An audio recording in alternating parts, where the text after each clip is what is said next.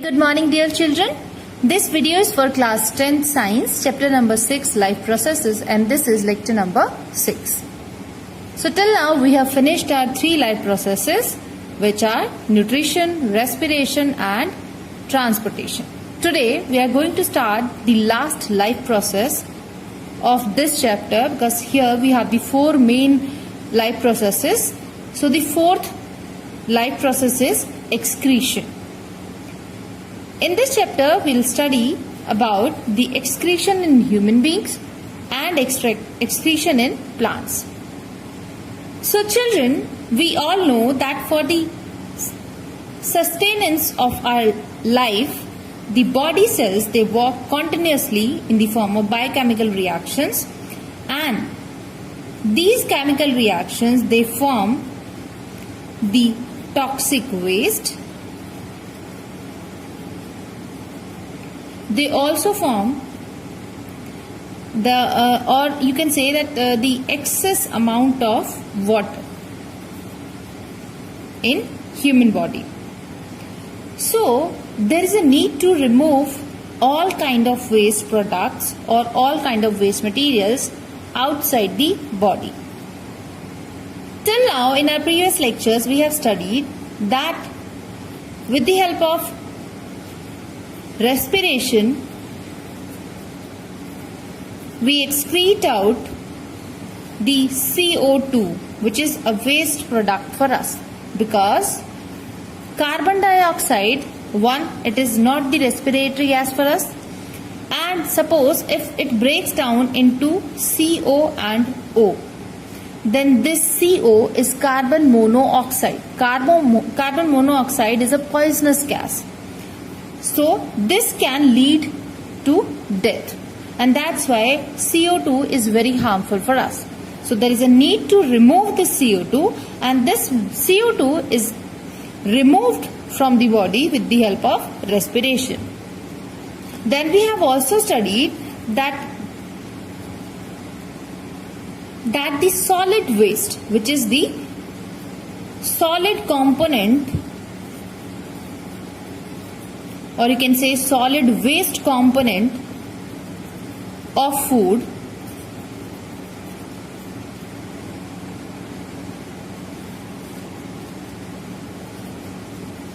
which is removed with the help of large intestine.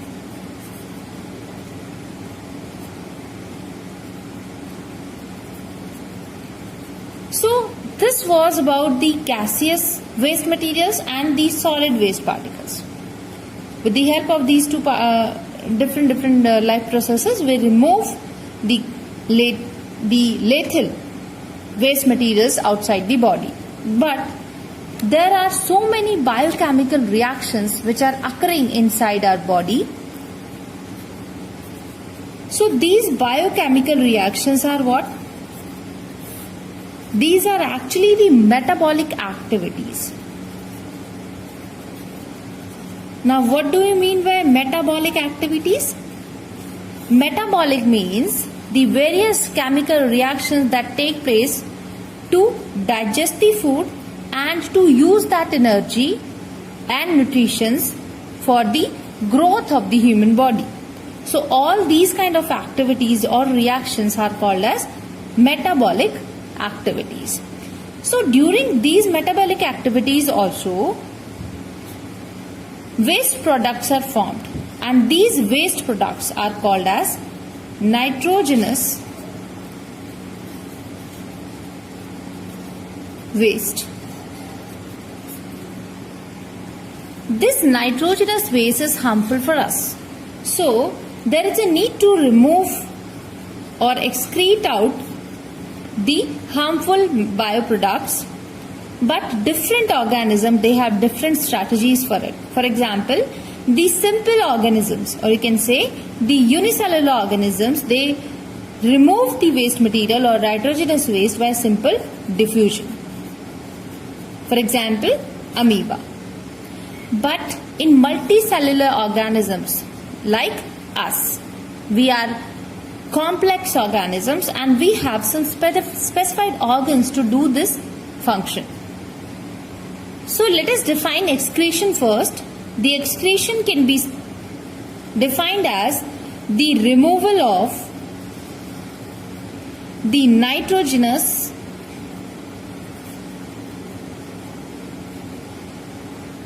waste from the body or from the body of the organism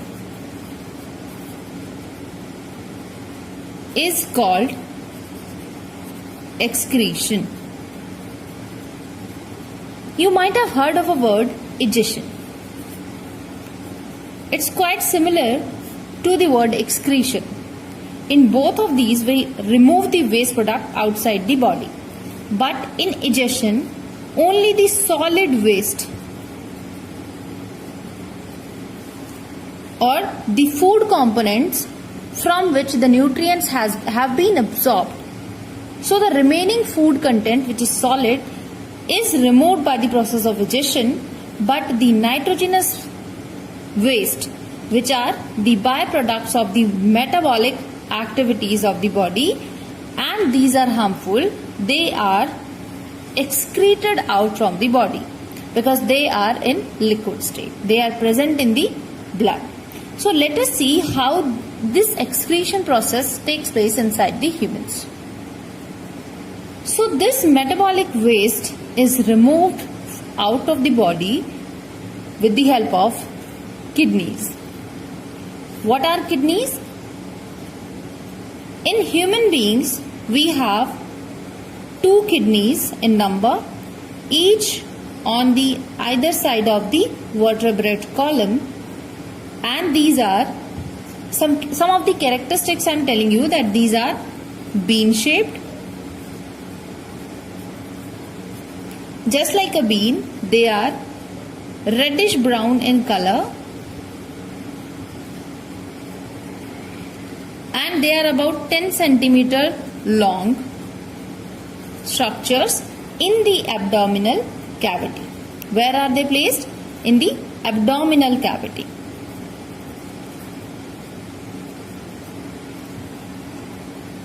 Each kidney weighs approx 150 grams and its inner surface is concave. That means a kidney is of this particular shape.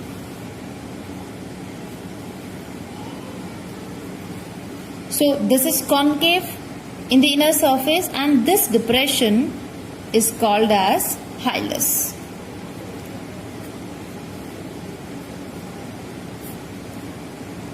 Through this depression, the renal arteries and renal veins, they have the entries and the exits at this depression. So the arteries are having the entries at this depression and the veins are having an exit at this depression. Now let us see how the kidneys are placed in the abdominal cavity of the human beings. So let us try to make the kidneys present in the abdominal cavity of the humans.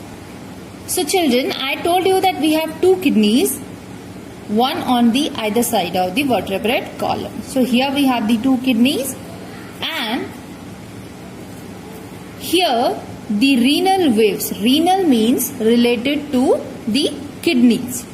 Just like we have in the pulmonary ward related to the lungs, cardiac ward related to the hearts, the same manner we have the renal ward related to the kidneys. So here at this end we have the exit for the renal vein.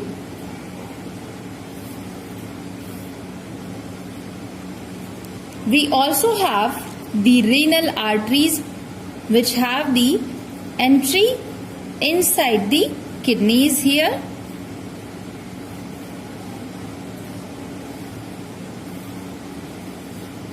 So here I have shown the veins with the blue color and the arteries with the red color. Now we have to draw the conducting pipes that take up the urine formed in the kidneys to a storage space. And what is that storage space?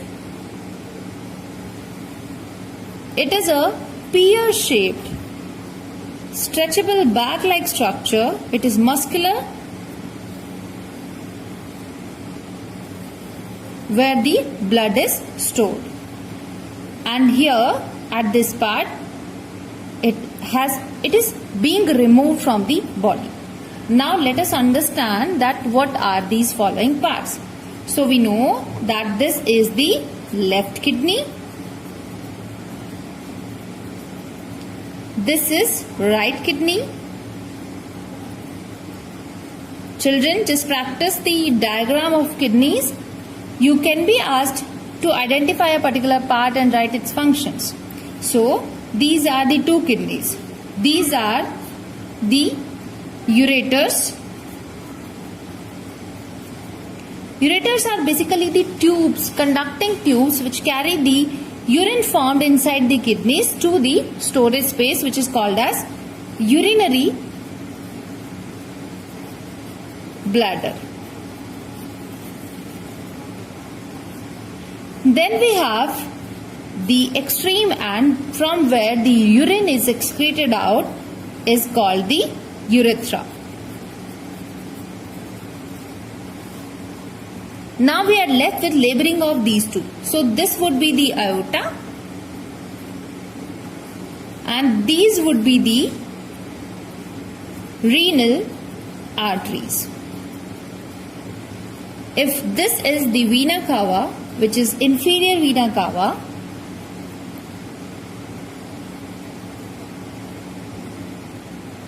then these would be the renal veins. So this is the labeled structure of human kidneys. Before understanding that how the kidneys help to remove the nitrogenous waste, first we should understand that what is nitrogenous waste actually. So as we all know that we have the proteins inside our body and the nucleic acid. So when these two are getting digested, what forms? Here we get the amino acids and here we get the nitrogenous bases. Nitrogenous means those who carry nitrogen in them. Now that means from both of these kind of waste products we are getting finally amine or amino groups. That means here by the chemical reactions of all these, ammonia gas will be produced. But ammonia is very harmful for us. It's poisonous for human body. So it is being converted into another form which is called as urea. Urea is a liquid or it's in the form of granules as well, but it is comparatively less harmful than ammonia.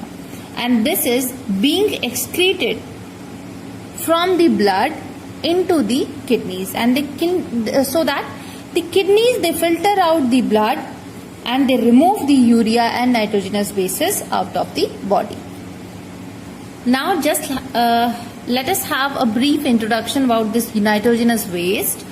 So this nitrogenous waste, which is called as urine, is transparent or light yellow in color. It is slightly acidic and its pH ranges from 4.5 to 8.2. Generally it is 6. It is a hypertonic solution. That means it's higher osmotic pressure. It is having a higher osmotic pressure than the blood plasma. That means the urine is having the osmotic pressure greater than the blood plasma. Now, some of the characteristics: when it is allowed to stand for some time, it smells like ammonia due to the bacterial degradation of urine or urea into ammonia. Then we have the chemical composition of urine. So children, urine is a liquid and it's composed of 90% of water and 5% other waste products like nitrogen, urea, creatinine, ammonia, uric acid, oxalic acid, amino acids, with some vitamins like vitamin B, sulfates, and ions like potassium, sodium, calcium, magnesium, iodine, some harmful metals like arsenic and lead. Many times glucose is also found in the urine of the diabetic people, but it should not be present in the urine because it is very important for the other metabolic activities. It provides us energy. So this is the composition of the urine. So children, if we talk about the functioning of kidneys, that how do the kidneys filter the blood for the removal of the nitrogenous waste or for the formation of urine.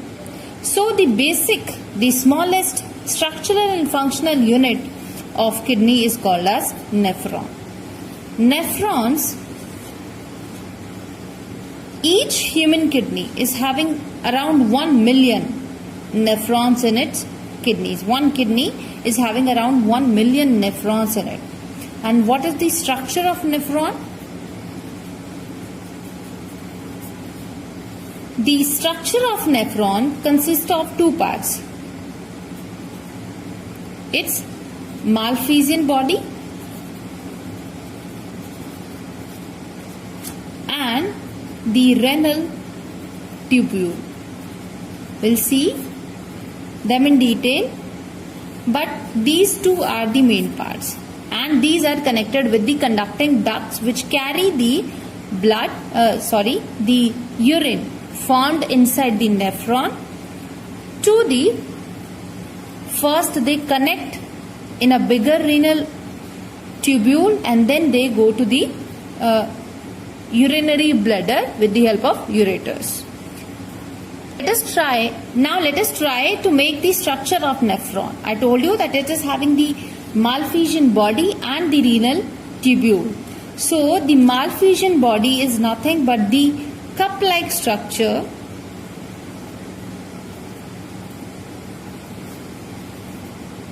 which follows the coilings like this.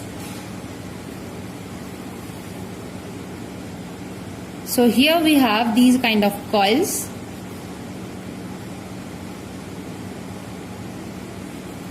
and then again the coils are there, or you can make them like this, and further they go and combine in the conducting duct. Conducting duct is a tube in which the product of all the nephrons will come, or many of the nephrons will come. So this is our conducting duct, or it can also be called as urine collecting duct. Now let me introduce you with the parts of nephron. This is nephron, structure of the nephron, and here because we have the arteries and veins also present, which are in the form of capillaries around the nephron, and how they are produced, they are present here. That here inside we have one artery which is going inside the cup-like structure. This cup-like structure is called as Bowman's capsule. Then one capillary of the oxygenated blood goes inside the Bowman's capsule, and it coils many a times inside the, like we are having a trap-like structure, and then after getting filtered it comes out in the form of a wide tubule. So here we have a bunch or a cluster of the capillaries in the Bowman's capsule. This is called as, this cluster is known as glomerulus cluster, or simply glomeruli. So this is the cluster of capillaries going inside the Bowman's capsule. The arteries which are entering into the Bowman's capsule are called as efferent. A-F-F-E-R-E-N-T, efferent arteries or arterioles. And the artery which is coming out of the Bowman's capsule are called as efferent arteriole. Now, this coiled structure near the Bowman's capsule is called as PCT. PCT means proximal convoluted tubule, or you can say convoluted means coiled, proximal means near, tubules means tube-like structure. So, a coiled tube-like structure near to the Bowman's capsule is called as PCT. Then this U-shaped tube is called as loop of Henle. Then again we have the coils, and these are called as DCTs. DCT means distal convoluted tubes. So these are at a large distance than the PCTs. That's why they are called so. And this is our collecting duct. So children, this was all about the structure of nephron. We'll understand the functioning of nephron now, that how it filters the blood coming into the Bowman's capsule or in the other regions of the nephron. But whenever you have been asked for a structure of nephron, then you have to explain all the major portions of it. We have the glomeruli, efferent arterioles, Bowman's capsule, PCT, loop of Henle, DCT, and conducting ducts or collecting ducts. So this all these major points you have to note down, that you have to give the details of all these. Now let us understand that because of the functioning of nephron, how the urine is formed. So there are three major steps in urine formation. One, ultrafiltration or glomerular filtration. So as the name suggests, that this filtration happens in the glomerulus cluster or the Bowman's capsule. Together we can say them as Malpighian body. Second step is tubular reabsorption or selective reabsorption. Third is tubular secretion. Now let us understand them in detail by looking up at the diagram of the nephron, that how all these things are going on inside the nephron. So children, this was a structure of nephron, and these blue lines that I have drawn just now, these are showing that the capillaries which surround the nephron. If you look closely in a kidney, then you will find that here there are two entries, one exit and one entry of the renal artery and the renal vein. Aside from these things, we also have the structures called nephron, which are present here. So these are the nephrons basically. I told you that in a kidney we have around 1 million of nephrons. So they make or they filter the blood here in their structure, and then they give it to the conducting or the collecting tubes. Then from here, all the connecting tubes, they combine together and they put the urine in the ureter so that it can be sent to the urethra. For the storage, it can be sent to the urinary bladder. So children, in the functioning of nephron, what happens that the cluster of the blood capillaries which comes into the Bowman's capsule. Here, this is the blood capillary going around the Bowman's capsule. Here, the urine or the urea basically, which is present in the blood, and other very small particles inside the blood which are present, some kind of because blood cells, they are having a larger size, so they cannot pass through the capillaries now here. And what happens that urea comes in the Bowman's capsule, because here also we have a plasma which is having the lack of urea. So with the help of the process called diffusion, the urea comes into the Bowman's capsule, or the plasma present in the Bowman's capsule. So here, for example, urea, most of the water content, or some amount of glucose sometimes, or amino acids. So they come into the plasma present in the glomerulus Bowman's capsule. Then this travel inside the PCTs.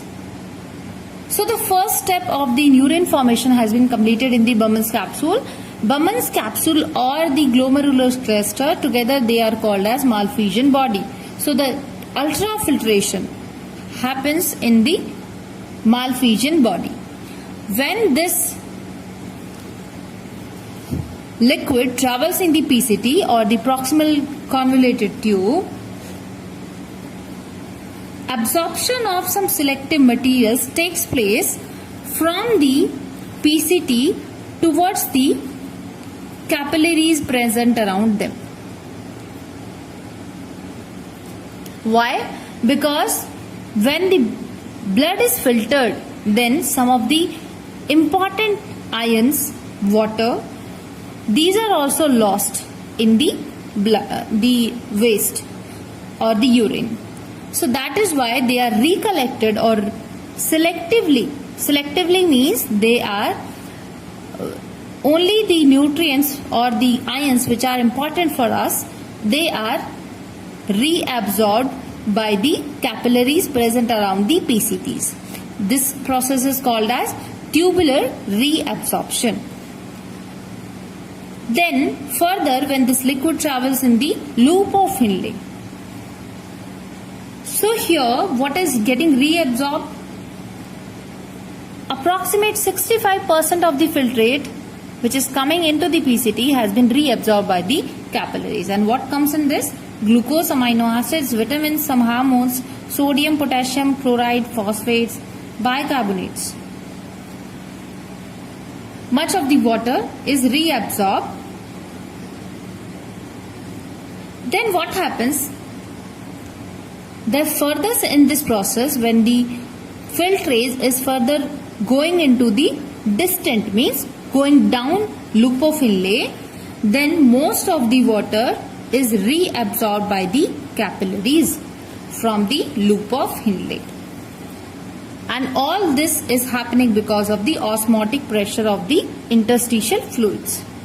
But here, as we are absorbing most of the water content, so here the salts are still remaining. Most of the salts are still remaining in the filtrate. So now this filtrate becomes hypertonic. That means the salt or the iron concentration is more in the filtrate now. Then in the ascending limb of loop of Henle, because this arm of the loop of Henle is non-permeable for water, that means the blood capillaries cannot take up or reabsorb the water from this end. But most of the ions like potassium, chlorine, sodium and some amount of urea, they are getting reabsorbed from the ascending loop of Henle. So here we were having the active and passive both kind of reabsorption, but here in the DCTs active reabsorption takes place. Now what do you mean by active? That means it is not happening by itself. Some of the chemical enzymes are causing to make it happen. So what happens that in DCT, the reabsorption of sodium ions, water, because the filtrate is hypertonic as compared to the blood, but still because of the production of some kind of hormones, the sodium is reabsorbed by the blood capillaries. Along with it, water is also absorbed. Here some chlorine ions are also getting reabsorbed. Now the third step is the tubular secretion. That means tubules means now we are talking about the secretion by the capillaries. Because here, even after the filtration of the blood at the glomerular cluster, still the blood is having so many waste products in it. So the secretion of all those waste products into the nephron conducting tube is called the tubular secretion. So in the PCTs, most of the substances like creatinine, drugs, some kind of medicines, they are secreted into the filtrate in PCTs. Then urea enters the filtrate by diffusion in the ascending loop of Finlay. So here the urea enters into the filtrate. Then we have the secretion of the many of the ions like potassium, hydrogen, ammonia, some carbonate ions. They are also actively secreted. Actively means by the secretion of some hormones, the capillaries are losing the or secreting these ions into the filtrate. And finally, the filtrate is poured into the collecting ducts, and from here it goes to the ureters, and with the help of ureters they reach to the urinary bladder, from where it is excreted out with the help of urethra. Now children, we have some important terms that you should know. One is glomerular filtration rate, GFR. What is this? The quantity of glomerular filtrate formed each minute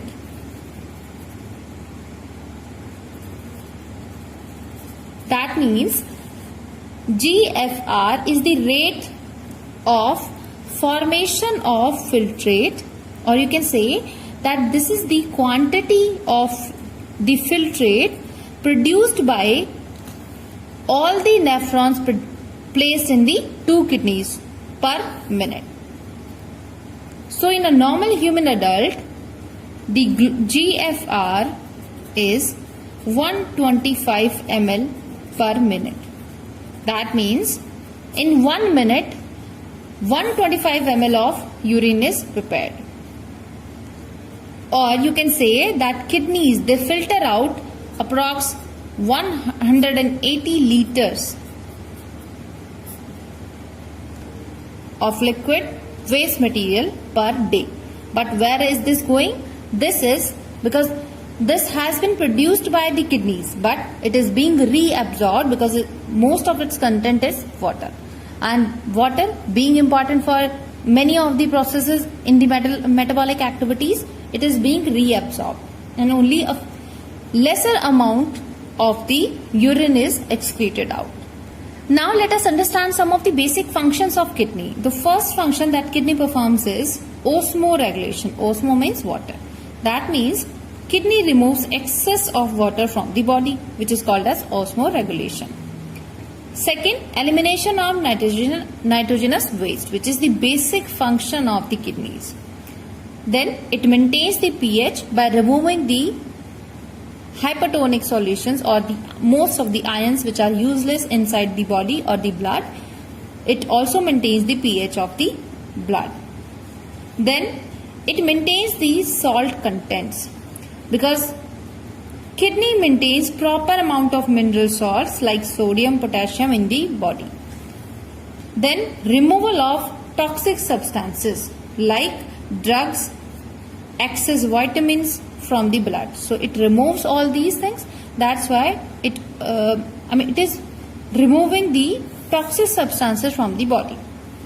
Then maintaining the blood pressure. How it maintains the blood pressure?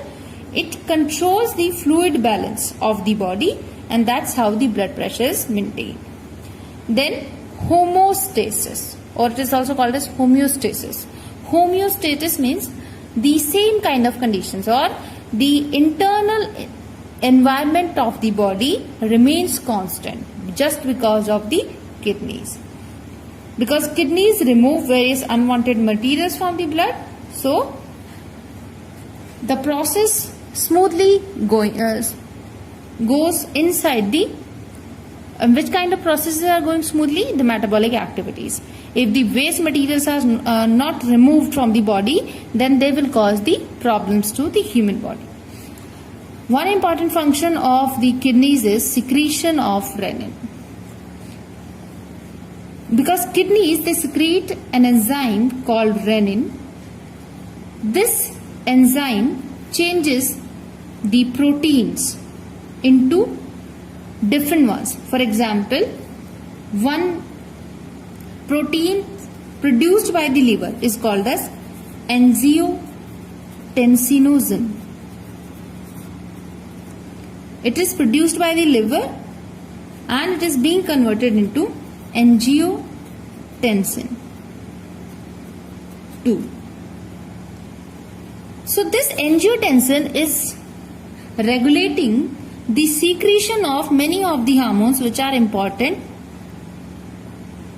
to increase the rate of reabsorption of sodium ions.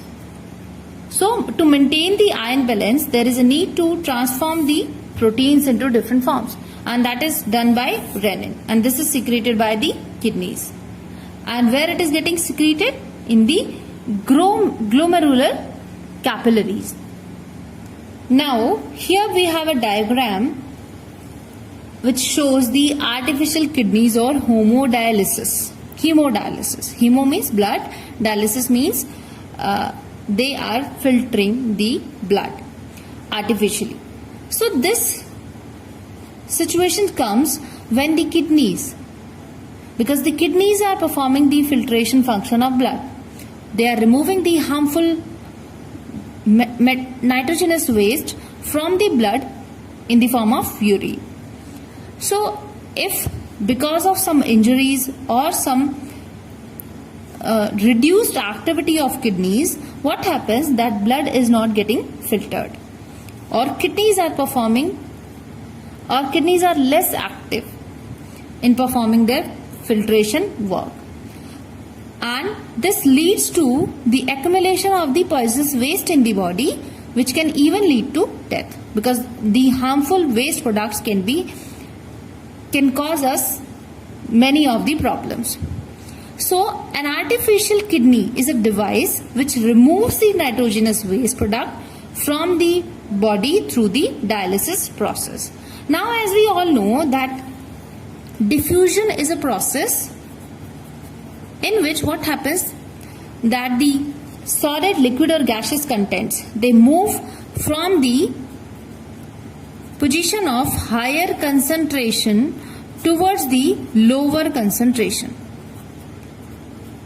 which is the basic principle of working of kidneys.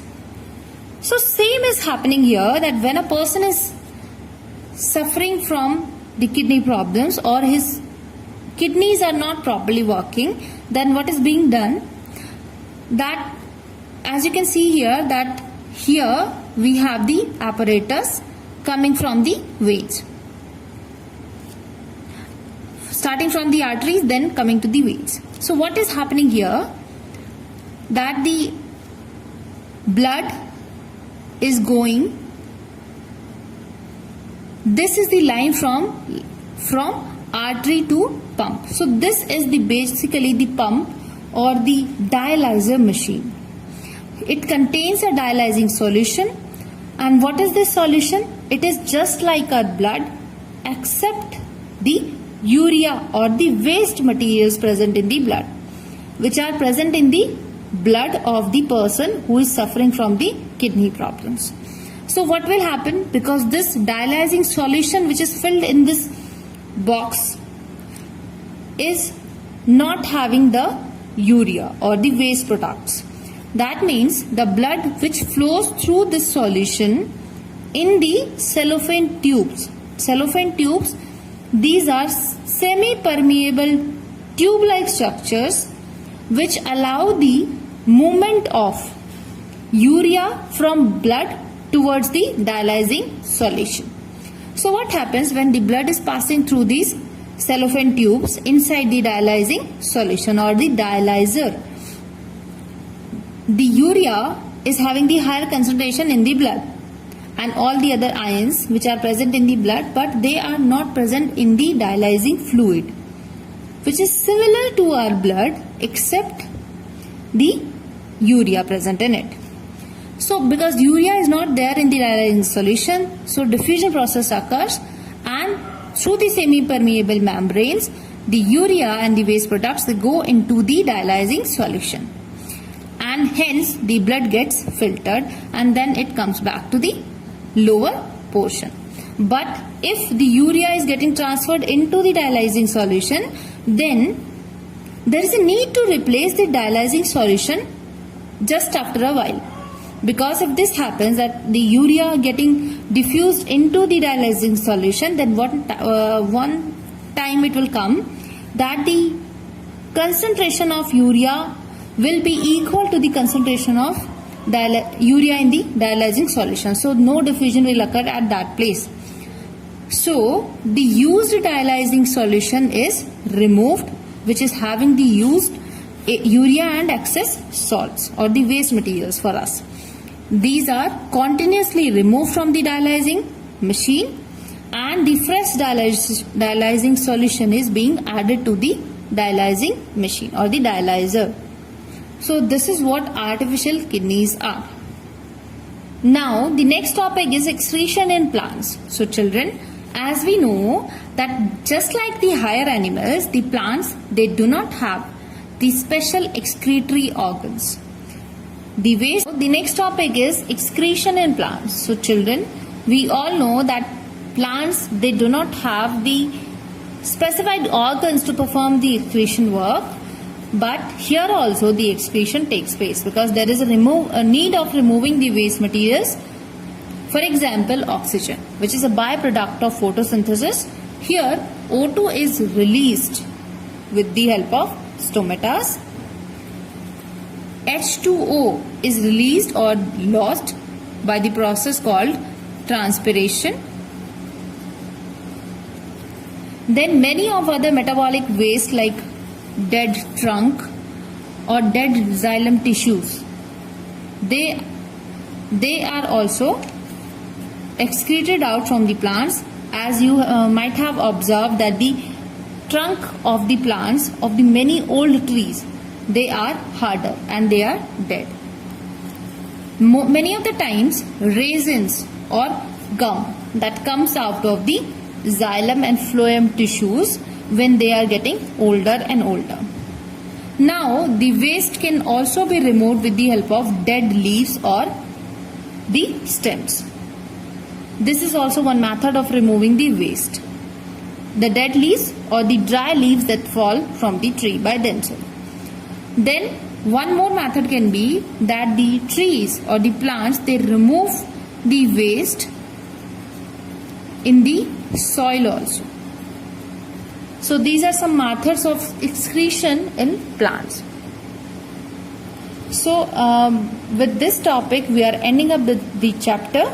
Now we have done the 4 life processes: nutrition, respiration, transportation and excretion in both the cases, in plants and animals both.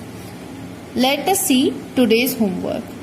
In today's homework you have 3 questions.